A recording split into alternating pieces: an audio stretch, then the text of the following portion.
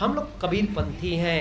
कबीरपंथी, जब सदगुरु कबीर साहब ने हिंदू और मुसलमान को एक करके रख दिया, सारे जगत के लोगों को एक सूत्र में बांधने का काम किया, तो हम तो एक कबीर साहब जी की रास्ता में चलने वाले हैं, तो हम कबीरपंथियों को एक सूत्र में क्यों नहीं बनना चाहिए? एक विचारधारा पे सदगुरु कबीर साहब, इसलिए सदगुरु कबीर कह रहे हैं उस हिंदू और मुसलमान को कि यदि आप खुदा को प्राप्त करना चाहते हैं, और यदि हिंदू को कह रहे हैं कि यदि आप ईश्वर को प्राप्त करना चाहते हैं, और यदि कुछ लोग मेरे साथ जुड़े हुए हैं, इसलिए यदि आप सत्पुरुष को प्राप्त करना चाहते हैं, सबका अर्थ एक ही है, सबका मतलब एक ही है। चाहे हरि कहो, चाहे खुदा कहो, चाहे परमात्मा कहो, चाहे ईश्वर कहो, चाहे उसे सत्पुरुष कहो, इसका अर्थ एक ही है। सदगुरु कबीर साहब जी कहते हैं कि अपने मन को गंगा की जल की तरह पवित्र बना। अब गंगा की जल की तरह कैसे पवित्र बनेगा हमारा मन? संभव है कि नहीं है? संभव है। वो इसलिए संभव है कि उनके लिए हमें वैसा ही काम करना पड़ेगा। जैसे यहां हम लोग आए हैं, यहां आए हैं तो उस माता जी को श्रद्धांजलि देने के लिए आए हैं, और साथ ही साथ हमारे बड़े आचार्य, हमारे महंत साहब लोग जो आए हुए हैं, उस माता को सत्पुरुष के पास पहुंचाने के लिए आए। जब ये काम होने वाला है तो आपका भी वह काम हो जाएगा जिसे आप अपने मन को शीतल और शांत कर सकते हैं। सदगुरु कबीर साहब जी कह रहे हैं कि कबीर मन निर्मल भया जैसे गंगा। अपने मन जब पवित्र हो जाएगा, साफ हो जाएगा, मन कैसे पवित्र होगा? इनके लिए सूत्र है।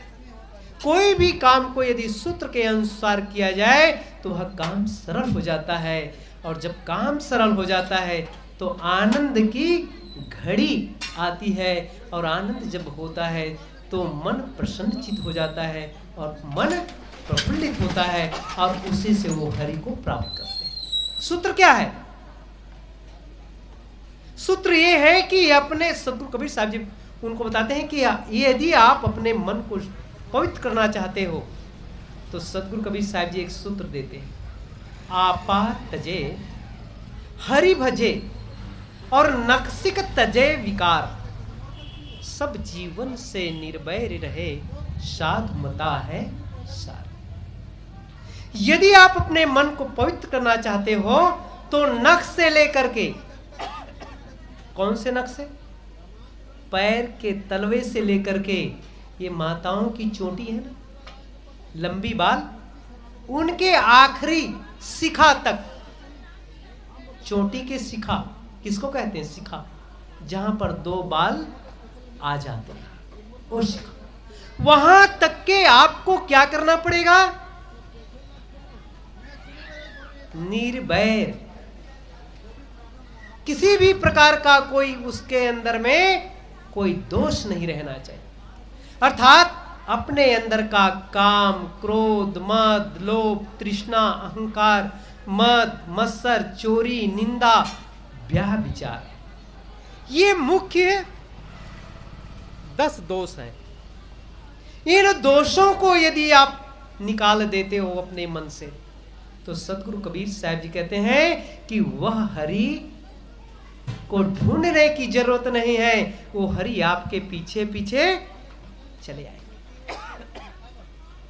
कैसे चले आएंगे? कोई भी चीज को बोलने से नहीं बल्कि उसको सिद्ध करने से जाना जाता है कि हरि कैसे पीछे पीछे आएगा। अभी तक की शास्त्र कहती है कि उनको हरि का उन्होंने गुणगान नहीं कर पाया, और जिसे हम हरि मानते हैं, जिसे परमात्मा मानते हैं, वह उनको ढूंढ नहीं पाया, तो हरि आपका दर्शन कैसे करने आएगा? तो सदगुरु कबीर साहब जी ने क्या सूत्र दिया? आपा तजे हरि भजे। आपा कहते हैं अपने अहंकार को तजना, इस संसार में हम बार बार जन्म लेते हैं, बार बार मरते हैं, बार बार आते हैं, कई बार सतलोक चले जाते हैं और फिर उसके बाद जन्म ले लेते हैं। एक घोर आश्चर्य लगता है। कई बार इस बातों को मैं जब सुनता हूं तो मुझे कुछ कलम उठा करके लिखने का मन करने लगता है कि ये कितना सच। अब मैं ये क्यों कह रहा हूं? इसमें से कई लोग यहां पर बैठे हुए हैं, कई माताओं के जब शादी हुई और वो अपने ससुराल आई थी तो उस समय उनको गुरु महाराज ने, पंडित ने, मौलवी ने क्या कहा था? आशीर्वाद दिया। कौन सी आशीर्वाद दिया था जानते हैं? इसमें से किसको मालूम है? किसी को? जय हो। आपको आशीर्वाद उन्होंने दिया था कि कल्याण मस्तु, और दूसरा सौभाग्यवती भव, और तीसरा उन्होंने कहा था कि पुत्रवती भव। कहा था? याद आया किसी को? और जिसको नहीं कहा था तो समझ लेना आपको ऐसी ही उन्होंने कहा था, भले ही उनकी बात आपने समझ नहीं पाया। इस तरह से बात रख करके हमें आशीर्वाद दिया गया, और आशीर्वाद देने के बाद या तो उनके पिता या उनके माताजी कहां चले गए? कहां चले गए मालूम है? कई बारात तो आ रहे हैं, घर नहीं पहुंच पाए, कहां चले जाते हैं? सतलोक गमन कर जाते हैं, स्वर्गलोक गमन कर जाते हैं, या तो जन्नत को चले जाते हैं। यही चाहते हैं ना? मगर उनकी इच्छा की पूर्ति नहीं हुआ। किंतु उस समय पंडित, मौलवी और भी अन्य अन्य लोग फिर क्या करते हैं? उनकी उस जीव को मुक्त करने के लिए वह लिख देते हैं कि इनको हम मुक्ति प्रदान करते हैं, ये मुक्त हो गया, या तो खुदा के पास चला गया, या ईश्वर के पास चला गया, या तो पता नहीं और कहां कहां चला गया। किंतु संयोग से उसके घर में एक दूसरा बहू है, उनको गर्भ ठहर जाते हैं, और वो तब जब गर्भ ठहरते हैं तब वही पुनः कौन से दिन आते हैं? वो पंडित 7वें महीने में उसको कुछ खिलाने पिलाने के लिए इधर आते हैं कि नहीं आते हैं? नहीं आते क्या? नहीं, मैं जहां जहां जाता हूं वहां तो आते हैं। वो लोग सब बताते हैं कि सधौरी खिलाने के लिए आया गया, और उस समय कोई पंडित आया या कोई गुरु आया और उन्होंने कुछ कुछ बातें सिखाया। सही बात है ना? उस समय तभी कह देते हैं कि आपके सुपुत्र या आपके वह पुत्र वधू या आपके घर के वह मुखिया चले आ रहे हैं। और जब बच्चा गोदी में आते हैं 9 महीने के बाद, तब तो एकदम कन्फर्म ही कह देते हैं कि यह बच्चा वही है जो यहां से कहां गमन किया था? जन्नत को गया था।